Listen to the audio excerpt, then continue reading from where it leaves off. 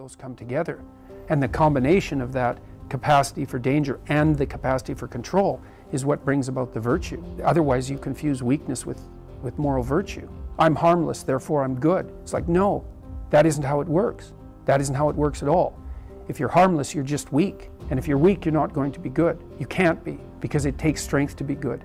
It's very difficult to be good. You said that a harmless man is not a good man. A good man is a very dangerous man who has that under voluntary control. How should people become more dangerous? Oh, becoming more articulate is definitely, I would say, that's the primary array of weapons. So, I mean, physical prowess is something, and it's not nothing, that physical confidence that comes along with that as well. But the same thing replicated at the level of the ability to communicate and to think, that's way broader field of battle and opportunity.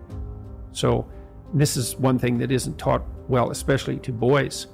It's more important to teach it to boys, I would say, because they're more skeptical of the educational enterprise in general, generally speaking, partly because they're less obedient, partly because they're less agreeable. That's particularly true for disagreeable boys. And agreeable boys get higher grades independent of their IQ and their academic achievement, because they're easier to deal with. So what do you tell disagreeable boys? There's nothing that makes you more formidable than verbal competence, than being able to articulate, be able to think, to marshal your arguments, right?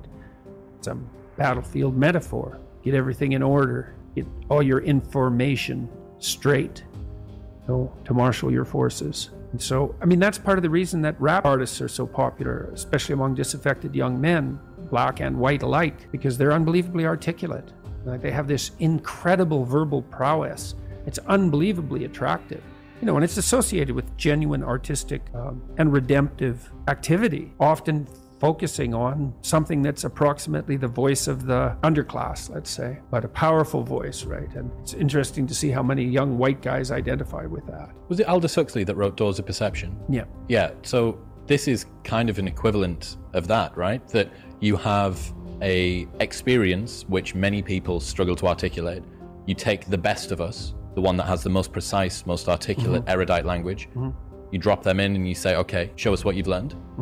This is the equivalent, but for just a different community, a different sort of life, that maybe you don't have the ability to describe what it feels like to live on a council estate in Manchester or in, one of the neighborhoods of Brooklyn or whatever it might be. And then this person can.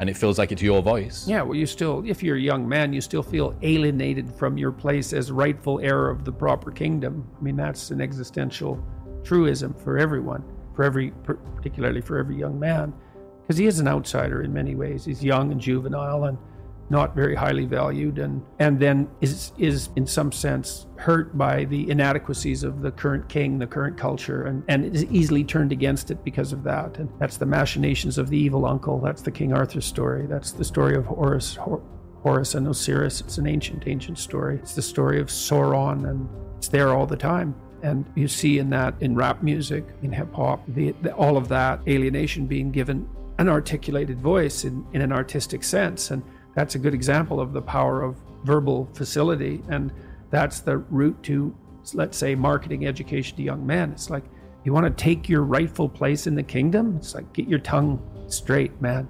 Get it under control in the highest possible sense.